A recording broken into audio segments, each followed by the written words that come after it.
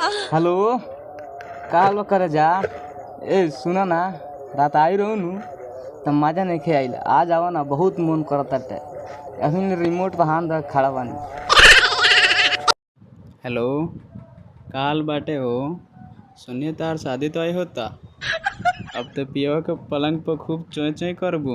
एक बार सोचलू हो, हमारा हाथ के रेखा सब मिटिक गइल। चलो खुश रह, कोनो बात नहीं।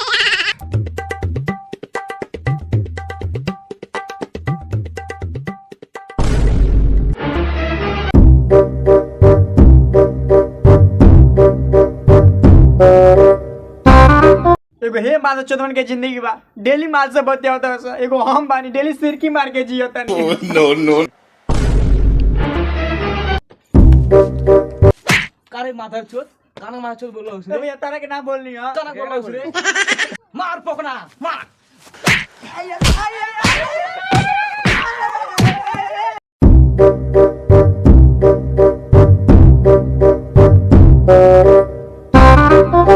अरे हमार तो यारो पिटा था। जा तू तो गाड़ मार के भाग गइलो सो। क्या बोले बोले बताओ। भाई रे कुछ नहीं की गल है, खाली कोनी अनु एरी के लाइक से बतिया होता है। अरे हम लाइक ना पड़ले सा ना बहुत सारी वाला मार के बुरा हाल कर ले। आ दूर सारे रे सर दोसर कोनो काम में ही करबे करबो तू। का गई रे भाई, ऐसा चेहरा बा कौन लागी बावना दली सा। बहुत परेशान होता नहीं, एंड पर करते करते दे दुबरा गए। बस बस बस तेरा ई बीमारी के इलाज मिल गई। कहाँ से भाई? चल बुरी लंठपुर में लंठ बाबा बैठल है। लड़की पटवा दी है? बहुत स्मार्ट लड़की पटवाई है। सही कहते नहीं। इतना सुंदर सुंदर लड़की पटवावे नु ओ जिसे सब एकनी के सिखले बारे सो। अरे चल चल चल चल चल चल। बाग सारे तनी सो ऐसे चल। का कही रे भाई, इतना पहले बार कि नाक मुंह आंख सब कोरिया को देला बार। सर उतार हनी ऐसे मत ना पेलियो सो।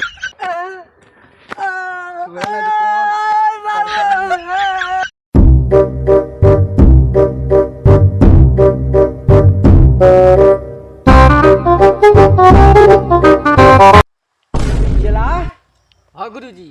आजकल कोनो मुर्गा नहीं कसा आवत। अरे मुर्गा तो है भैया सा मुर्गा। धंधा पानी हम लोग का बंद हो गया है। ऐवे कहीं मुर्गा आई तो है अपनी लगा हो जाई। नो ओम लंठाय नमः स्वाहा, ओम हिजड़ाय नमः स्वाहा।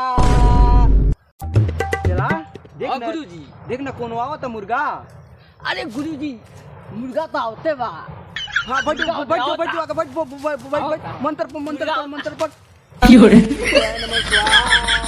लंठाय नमः स्वाहा। कहाँ हमारे भाई?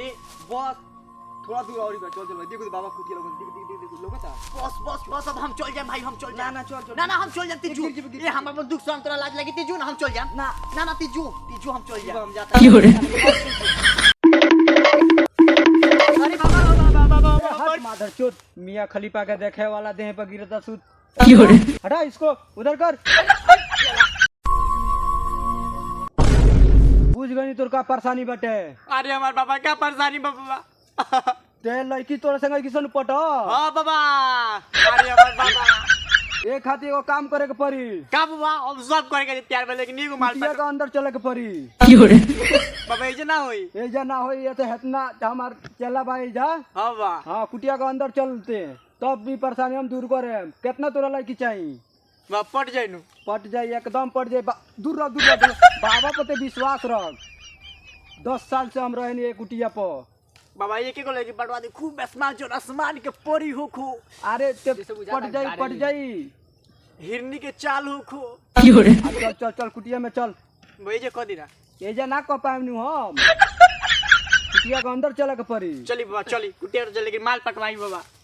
दे छोड़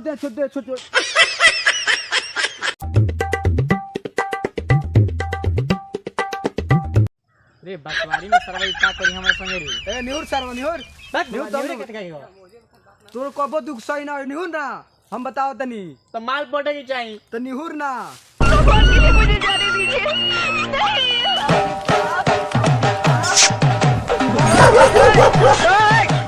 सबर करो।